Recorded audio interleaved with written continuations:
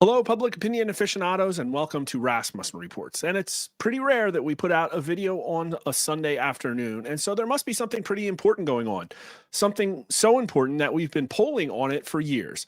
Well, we have, and it's Israel. And there is a really tough to accept message in here for Israel, one that I hope people pay attention to because the polling is not good. But if you haven't been paying attention, what's going on is that Donald Trump finally achieved an agreement between the Israelis and the Palestinians about a ceasefire, about a withdrawal and an exchange of hostages. And he's going over to the Middle East right now to consummate the deal. People are very hopeful, but obviously the mainstream media is framing it in a very disingenuous way. Donald Trump scrambles to seal the deal in Gaza as he jets to the region. Hamas gunmen try to retake control. Almost like they don't want it to succeed. That's kind of gross. But America wasn't sure about whether this would succeed or not. This was polling that we did just about, 10 days ago. How do you rate the way that President Donald Trump is handling issues related to Israel and the Middle East? 24% excellent, 20% good, for a combined total of 44% excellent or good. The highest number that Joe Biden ever got on anything was 43% on national security, basically when Russia invaded Ukraine. So this is pretty decent, but a little bit less than his approval rating right now. But, approve and disapprove isn't quite the same as excellent plus good versus fair plus poor. But only 38% of U.S. likely voters gave Trump poor, and that's not bad considering that Joe Biden got 50 to 55% on issues like illegal immigration. And the party numbers are kind of interesting as well. Only 20% of Democrats give Trump excellent plus good, but 71% of Republicans do, only 12% poor, and 40% of independents excellent plus good. So, not resounding marks. He does better on illegal immigration. He does better on the economy. But how likely is it that there will soon be a peace deal to end the war between Israel and Hamas in Gaza? And only 42% say likely, only 14% very likely. Not a lot of optimism here, but 49% say not likely, 20% not at all likely. And obviously the numbers are pushed up by the Republicans, but only 22% of Republicans say very likely. Stuff in the Middle East has been dragging on for a really long time. Now, we'll set a benchmark because I want to underscore how absolutely cataclysmic the change in polling for Israel has been over the last 2 years. Now, obviously, Israel has had its detractors in our country. We're going to take a look at this as a benchmark because we need to discuss the change. We need to discuss what happened in October 7th, 2023, and what's happened since then. And, we had a question on anti-Semitism. I picked way back in 2017 when a lot of this stuff wasn't going on. And only 24% of Americans said that anti-Semitism was a very serious problem, but 41% said somewhat serious. So that's a 65%, at least somewhat serious. And Democrats actually thought it was a worse problem than Republicans. And independents were least likely to think that it was a very serious problem. Criticism of Israeli government policies and efforts to boycott Israel are driven more by anti-Semitism, 32%. Human right concerns, 41%. So already people are like, well, Israel, are they doing the right thing down there? Something else, 12%. I don't know. Not a huge signal. But again, this is a benchmark. And this is the important question. Looking at the history of Israel and Palestine, do you sympathize more with the Israelis or with the Palestinians? 46% said Israelis. 18% said Palestinians. So Israelis were winning by a pretty big 28% there. Pretty big margin. They were winning by a lot, 54% among Republicans, but they were still winning among Democrats as well, with only 33% though. 33% to 26%. So Israelis were winning by 7. But look at the amount of not sures, 42%.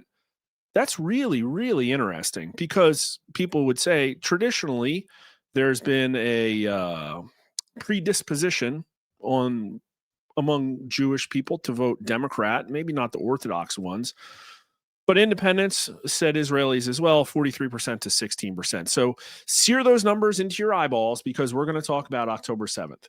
And the polling changed very rapidly. We went into the field with a lot of questions, and Americans were horrified. Their hearts cried out for the Israelis that were murdered in cold blood by the Hamas people that invaded Israel and took hostages and slaughtered all of these innocent people. A lot of people were following the news really closely. This is a pretty high number as these things go. 53% very, 31% somewhat, so 84%, which is closer to your opinion about the conflict between Israel and the Palestinians. Israel is mostly to blame, 10%. The Palestinians are mostly to blame, 53%. So US likely voters were more than 5 times likely to say that Palestinians were at fault here. Both sides are about equally to blame, 24%. And let's check the party stuff. Notice there's an age signal. 18 to 39-year-olds still say the Palestinians, but only 33% to 19%. Democrats say Palestinians 40% to 14% who blame Israel. And Republicans, 66% Palestinians, only 7% Israel. So a pretty decent party signal as well.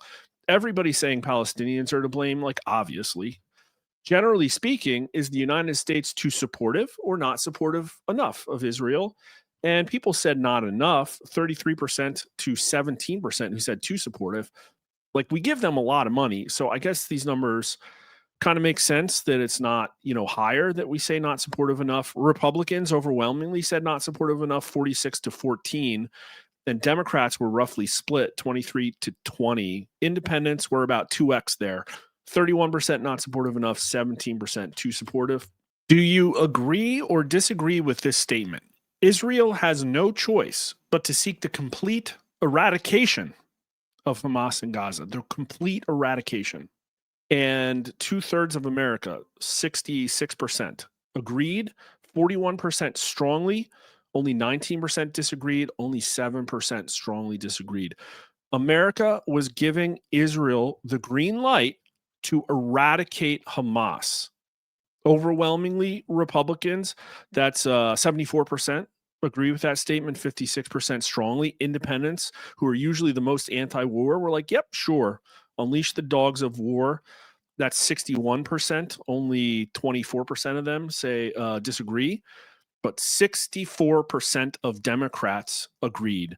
32% strongly, only 19% of Democrats disagreed, and 18% were not sure. So by basically a 3-1 margin, Democrats agreed it's time to eradicate Hamas in Gaza. That's a really big number. And I think we can all agree that the numbers are probably different today. Now, this was just a week or two later. Should the Palestinian group Hamas be considered a terrorist organization? 78% say yes. Only 8% say no. Democrats, it's 70 to 9. Republicans, 85 to 6. Should American organizations that support Hamas be investigated by federal authorities? Yeah, 60% to only 19%. People were really, really, really, really, really, really, really mad at the Palestinians, at Hamas. Okay, a week later, looking at the history of Israel and Palestine, do you sympathize more with the Israelis or the Palestinians? And the Israelis is up to 59% from 46%. And the Palestinian number actually didn't change at all at 18%. So this is basically a massive plus, what is that, 41%? 41% up from 28%, a massive increase for Israelis. They're almost at 60% there. And Democrats say Israelis 48% to 22%. Again, a really big move, because before it was only plus 7 Israelis, and Republicans didn't really change that much. We're at 70% Israelis, only 16% Palestinians, so 54%. It's the exact same thing as it was. And independents are overwhelmingly pro-Israel now, 60 to 14%. Now we got this impression of Bibi Netanyahu, 54% favorable, only 31% unfavorable. So he's net plus 23 points, including 46 to 40 among Democrats. And, he's doing well with everybody else as well. Benjamin Netanyahu is prime minister of Israel. In a speech this week, Netanyahu said calls for a ceasefire are calls for Israel to surrender to Hamas, to surrender to terrorism, to surrender to barbarism. That will not happen. And, incredible amount what is that? 68% of Americans agreed with that. Only 21% disagreed, including a massive majority of Democrats and Republicans. Although Democrats were least likely to strongly agree, but still like 38 freaking percent. And we pulled on this a lot. And I'm not going to cover all 2 years. We're just doing the bookends, the beginning and the end. But there was another question we asked just like a month or two later. And this one's pretty important here. This was January of 2024. And again, the numbers supporting Palestinians versus Israelis. Palestinians is starting to come up, 21%. Israelis back down to 48. So already they're losing public support. Favorability of Netanyahu comes crashing down to 42%, 35% unfavorable. So he's down to +7 from +23 just in the span of like a few months. Benjamin Netanyahu is prime minister of Israel. This week, Netanyahu said the claim that Israel is committing genocide against Palestinians is not only false, it's outrageous. And 55% agreed that Israel committing genocide, that claim is outrageous. Only 29% disagreed. 55% to 29%. Let's keep that one in our memory as well. All right, we're fast forwarding now to last week, and that benchmark question has just absolutely tanked.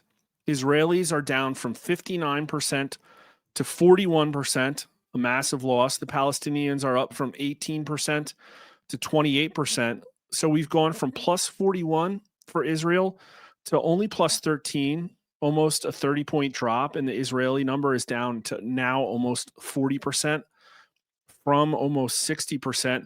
Look at the age signal. This is really troubling. Again, Bibi Netanyahu talked about he's got a problem with American Zoomers. They support Palestinians by 23 points. And also, all U.S. likely voters under the age of 50, plurality support the Palestinians. Only 21% of 18 to 29-year-olds support the Israelis, only 26% of 30 to 39-year-olds. And we can argue why this is. Colleges, social media apps, TikTok, Instagram, probably a lot of Reddit. Democrats are now the party of Palestinians, 35% to 28%. 37% are not sure. I think some of them still want to support Israel, but they know they're not supposed to. So this is cognitive dissonance. Seriously, with how much attention this has been given on the left, it's kind of wild to see a 37% not sure number. But Republicans, remember, they were like +54. It's down to only +36. 56% Israelis, 20% Palestinians. And Israelis are only winning 24% among independents.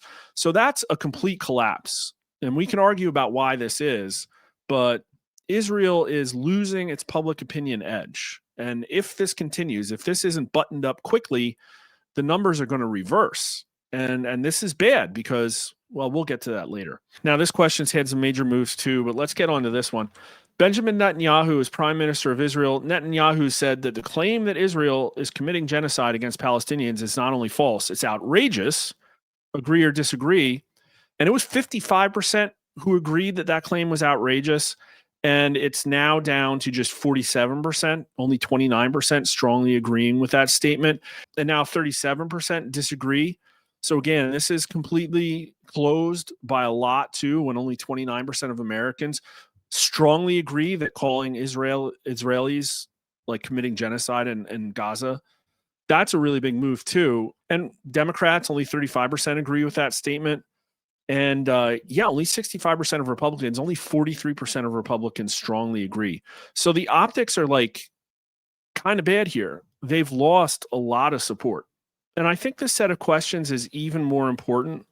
We just asked this last week, and we asked a series of 3 questions here. Would you approve or disapprove of the United States going to war to defend Ukraine against Russia, to defend Taiwan against China, and to defend Israel against the Palestinians? And let's just look at the numbers here. Ukraine against Russia is 41% to 48%, so underwater 7 points. Taiwan against China is 44% to 44%. So basically a wash, net zero. And Israel is 38% to 52%. So underwater 14. By far the least popular of these wars, only 38% of US likely voters at least somewhat approve, only 19% strongly approve, and 34%, the most by far, strongly disapprove. Only 30% of Democrats support this, 34% of independents, and only 51% of Republicans. So, yeah, Israel has lost a ton of support among Republicans. Like, its lead over the Palestinians was cut in half. And now only 51% of Republicans in America at least somewhat approve of defending Israel in a war against the Palestinians. Only 30% strongly approve and 43% are opposed, including 59% of Democrats who are opposed and 54% of independents. And yeah, obviously among Republicans, this is the most popular war. Maybe we're afraid of China or we don't care about Taiwan as much. And, Republicans have completely tired of Russia versus Ukraine.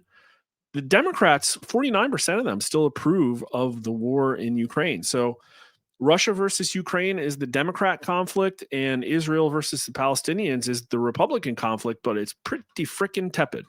Conservatives are more likely to approve. Liberals are way more likely to disapprove of this. And it's pretty similar when you look at 2024 vote. Now, the reason I hope this ends, and we get a little bit of a cooling off period with Israel, is because they are definitely getting beat up on the internet. Now, we'll talk about the left, but let's talk about the right. Now, Twitter is not exactly the right. It's probably pretty equal, but I think it's the place where there's the most healthy discourse on the right, where the narrative is being crafted, where people are basically slugging it out. And there's been a really epic battle between pro-Israeli and anti-Israeli people. I don't know if it's right to frame it as pro-Israeli or anti-Israeli. It's more like Israel first versus America first, maybe. I don't know if that's fair either. And, you have voices like Mark Levin, Laura Loomer, I don't know, some other really pro-Israeli sources going after like Candace Owens and Tucker. And a lot of this conversation is happening because of the things that Charlie Kirk was saying. And this Josh Hammer guy, like there's just a big, massive fight. And the thing is it doesn't look good. First off, because it's getting so bad that it's creating a meme. Look at this, $7,000. Yep, $7,000, my dude. Tel Aviv Levin. They could be calling him a warmonger, but lots of the $7,000 meme. It's kind of interesting. If you want to go, like, you can even search it, and you see some pretty funny stuff. Let's just type in 7,000, and it's starting to create some like pretty hilarious stuff. If you just type in 7,000, here's Jake Shields. Every time you see a pro-Israeli tweet on your timeline, it's costing the American taxpayer $7,000.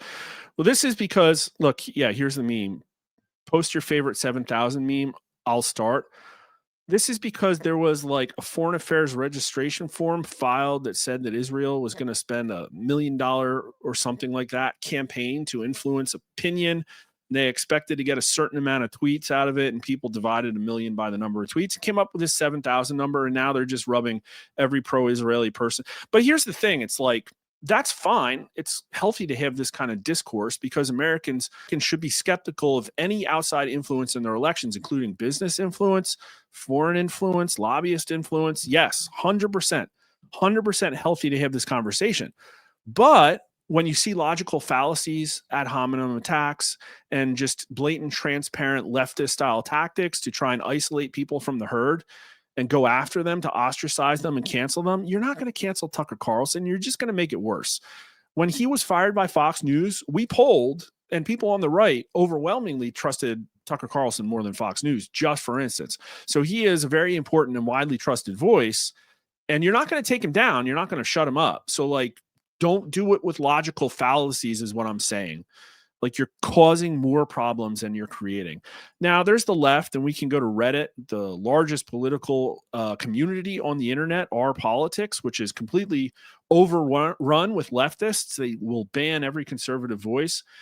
And what's kind of interesting is if you go and look at all the trending posts right now, sorting by hot, like crypto stuff, like Epstein stuff, like AOC trans stuff, Trump claims the FBI placed agents in Jan 6 crowd, JD Vance interview, Watch list of Americans. Midwest has turned on Trump. No, they haven't.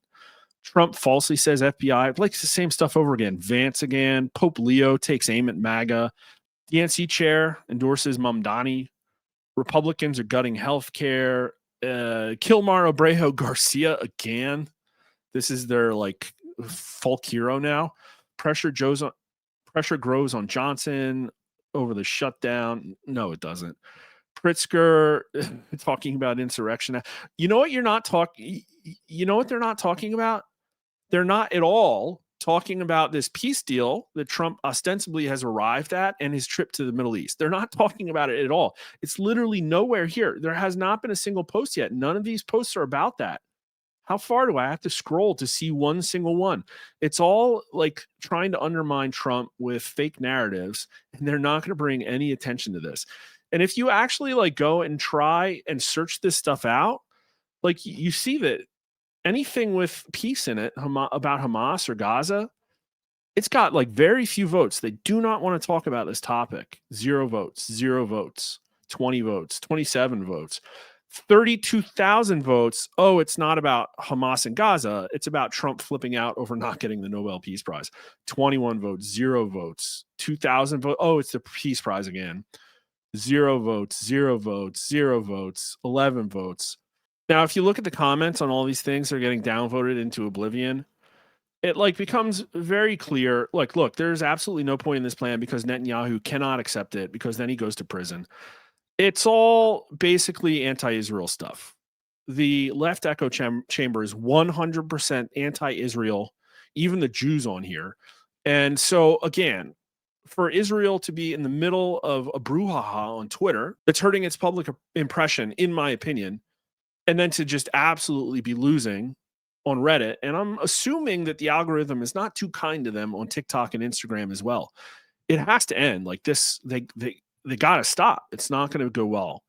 Now, there's other stuff going on. In my opinion, it would be great for America if we could get back to domestic policy, because even when you think about terrorism, even if you say, well, this is good because it will help us with our Islamic extremism problem, Americans don't care. They're overwhelmingly concerned with domestic extremism, like over 60%.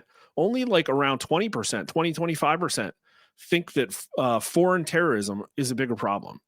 And so Americans don't care about that. And Americans are sort of caring about like the economy, which is the main reason that Donald Trump is in the White House.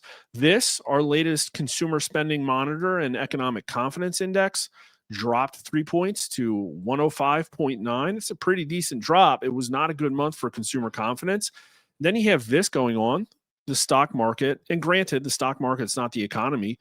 Stock market's tanking. Well, why is the stock market tanking?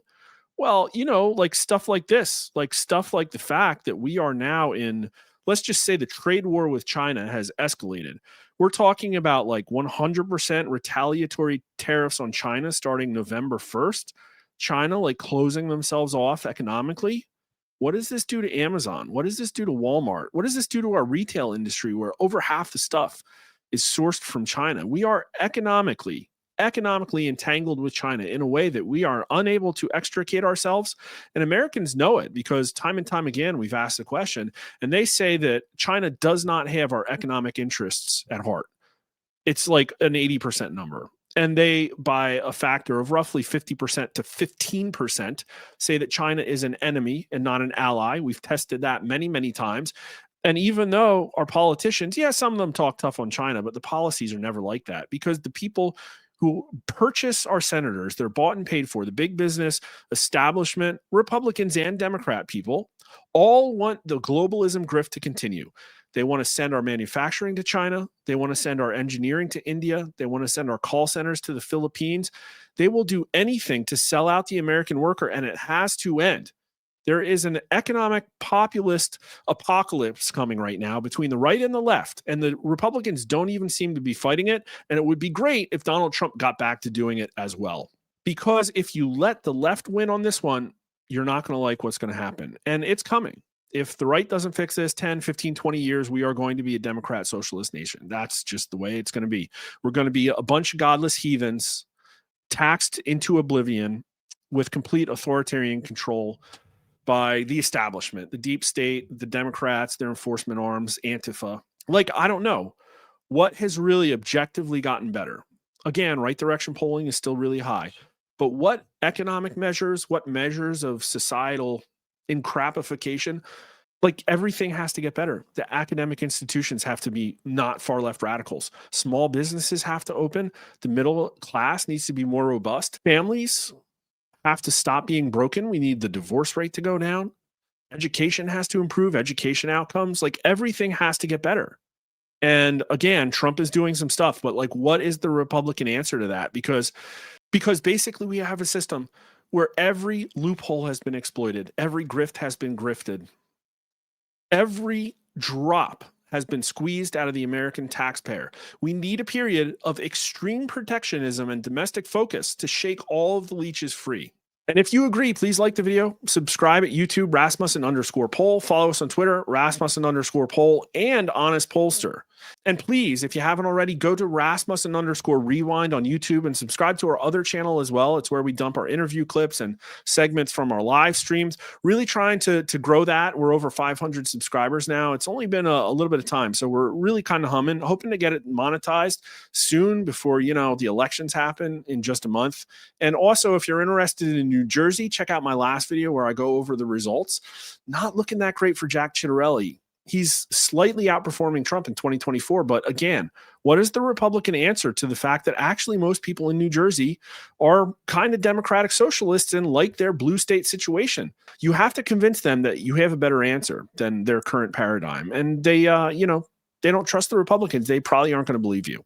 So hopefully this is the last of it, although I think we're probably in for more with China. But we have to do everything possible. We got to deport more people. We got to reform our H-1B immigration system. We have to do something to claw back control from the corporate welfare, global homo kleptocracy. If you've learned something, make sure to like the video and subscribe. Follow us on X at Rasmussen_poll and myself at Honest Pollster. You can watch our videos on YouTube at Rasmussen_poll and Rasmussen_rewind, and on Rumble at Rasmussen Reports. We stream multiple times a week on Twitter, Facebook, Rumble, YouTube, and Getter. Thanks for watching.